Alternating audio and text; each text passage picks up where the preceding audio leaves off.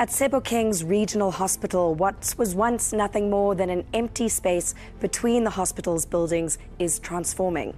The Carte Blanche Making a Difference Trust and its donors are building a new paediatric emergency centre to serve the community's children.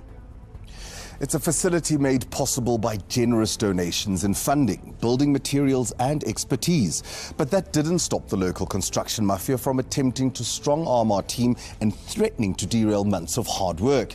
Despite the challenges, work on this groundbreaking unit continues. Here's 𝗀𝗶𝗴𝗶𝗴𝗆.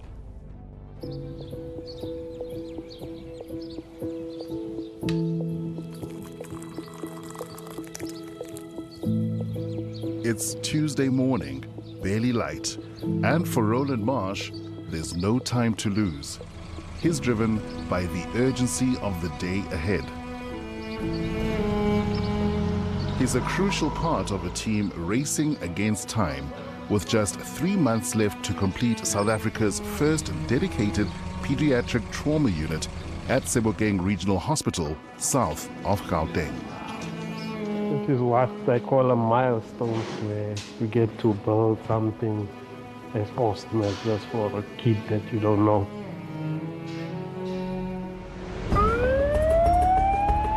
Over the past decade, the Carte Blanche Making a Difference Trust has built 2 pediatric high-care wards at Sebokeng Hospital. But these wards are now stretched beyond capacity, serving 1.3 million people in the Sedibeng region. We don't have an ICU. We should get a child, stabilize the child, and then look for space in a tertiary center. Because the ICUs are almost always full, we are forced to be stuck with a child where we have to do everything. Recognizing the critical need, the Trust launched its third and most ambitious project at the hospital, a pioneering pediatric trauma unit. It's been 5 months since we were last here in Sebokeng. We've come to check up on the progress of the state-of-the-art facility behind me. It is our very first one-of-a-kind pediatric trauma unit. But a project like this doesn't come without its ups and downs. The pediatric unit is now 80% finished and still bustling with activity. But the build encountered many unexpected obstacles before reaching this point. Soil conditions forced design changes, straining the tight budget. Quantity surveyor Fritz Releng was crucial in keeping the project on track financially. Initially, we're going to do a double story, but after re-engineering and recosting, we had a few curveballs. We had very bad ground conditions, so we had to do raw foundations, expensive foundations. Billy Neetling, the appointed building contractor overseeing the project, faced a complex challenge. Nestled between existing hospital buildings, the construction of the new pediatric unit required the team to work with precision to avoid disrupting critical life-saving functions. You can't shut down the hospital and say, okay, fine, you won't need water or medical gas for the next 2 hours. Once we cut into the lines there, we've got to put in temporary feeds in a lot of the wards in the line of medical gas bottles and get them connected in, get them checked, pressurized, and then only can we work on the gas lines. More was still to come. Sebokeng Hospital was opened back in 1983. The current staff are dedicated and committed professionals. The problem is, however, the facilities and buildings are a relic of the past. And what this project seeks to do is to take us into the future. Problem is, there are always those who seek to thwart progress in pursuit of profit. In February this year, the Carte Blanche Making a Difference Trust faced its most formidable obstacle yet, safeguarding the construction team from the looming threat of the local construction mafia. Carte Blanche has reported on similar intimidation tactics before. You can be offered the money. What money? To be out of the site so that the company can proceed. Masquerading as business forums, these organized criminal groups violently disrupt construction projects, extorting money, jobs, and control through intimidation, vandalism, and violence. And now they wanted a piece of this project funded entirely by donors. They do come in groups of 3-4 people at a time. Phone calls, messages on WhatsApp, trying to intimidate us. They came in and demanded they get to work. And then things started really getting heated up. I started getting some nasty SMSs. And normally the SMSs would start on a Friday and run through to a Sunday evening. Billy lived in constant fear. The threat was imminent, forcing him to be hyper-vigilant. It was scary. Every time I drive here, you drive with a sense of who's behind you, who's in front of you, who's next to you. If I see a car pull up, I check if their windows are open, so you are fully aware of what's going on around you. Patron of the trust, 𝗀𝗃𝗀𝗶𝗴𝗶, had to make a tough choice. There was a day where I felt real fear that called everyone off construction and halted construction, and thought that we really needed to handle the security situation primarily for the safety of the workers on site. I'm not willing to take the chances. After halting construction, the trust, hospital management and staff secured a protection order against the suspected leader of the Sebokeng construction mafia. This seemed to send a message that the trust meant business, and finally, work could resume. You must be really happy to be able to stand back and think, almost there. Yeah, it's a great feeling. I mean, it's a team effort. And if it wasn't for the team, we wouldn't be standing here. I mean, it's from the architects to the QS, of the engineers, my building team, the hospital staff, everybody. It was just a massive team effort, and eventually we're standing here, and it's on its way to completion. We're nearly into budget and very proud of what's happening here. So it's very challenging, but I think everybody's come to the party.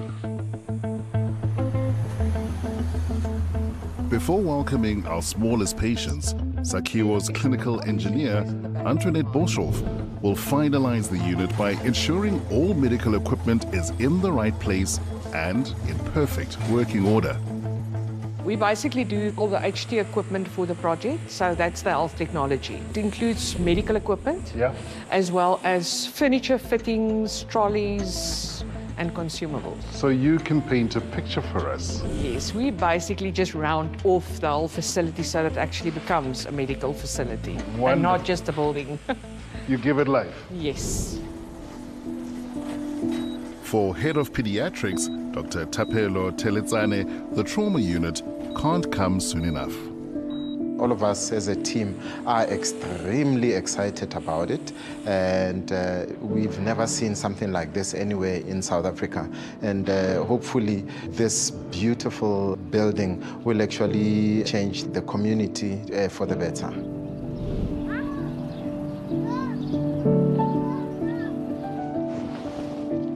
I take a huge amount of pride in what I do. I like to stand back and admire what I was doing, and you know, this is my passion. I like doing things like this. That is the only thing driving me at the moment. Yeah. Hopefully my kids can see it one day and appreciate it. That's my dad. That's my dad handiwork. Before the break, we saw how the Carte Blanche Making a Difference Trust's latest project is nearing completion in Sebokeng. That's right, we're building a brand new paediatric emergency centre at the Sebokeng Regional Hospital. And joining us now to chat about the work of the Making a Difference Trust and some of this project's unique challenges is our patron, 𝗀𝗃𝗀𝗃𝗀𝗃𝗀𝗃. 𝗀𝗃𝗀𝗃, good evening and welcome. I know that you've done many of these kind of projects all over the country, but this one does hold a special place in your heart, right? Indeed it does. We've worked with Sebokeng Hospital for over 10 years, and as such we've built unique relationships with the medical teams, members from the community, and one takes personal responsibility for seeing things through and taking them further. Yes. But Carolina, when we were there in December, you know, there were already murmurings about the construction mafia. What happened in the months to February? It actually really began in February. Prior to that, because of Christmas holidays, builders' breaks, you know, things were perhaps brewing, but I wasn't personally aware of them. The closer we got to starting building in earnest, once we were out of the ground and really construction had commenced, is when the stirrings began. It starts off innocuously enough. You start off with lots of community liaison, lots of liaison with your donors, your stakeholders, hospital, Gauteng Department of Health. But what emerges after you've done your show and tell is that different entities posing as business representatives from the community start shaking your cage. They start with gently arriving on site and taking you aside and whispering in your ear and saying, we want that tender. And you going, no, it's open for tender. They, you know, apply on time and your tender will be reviewed with like everybody else's. And then gradually the tone changes. The language with these informal and impromptu site visits becomes something quite intimidating. Then starts the WhatsApp bombing, the messages through weekends, through nights and days, and phone calls from registered numbers and anonymous callers. That's unreal. It's ugly. It's ugly. It's ugly, but you see in the story that we've shown the commitment of the doctors, the nurses, the people in the building team. What's elevating and driving your purpose when you're facing such serious threats to your own physical safety even? I understand you had to have security at some point. That's correct.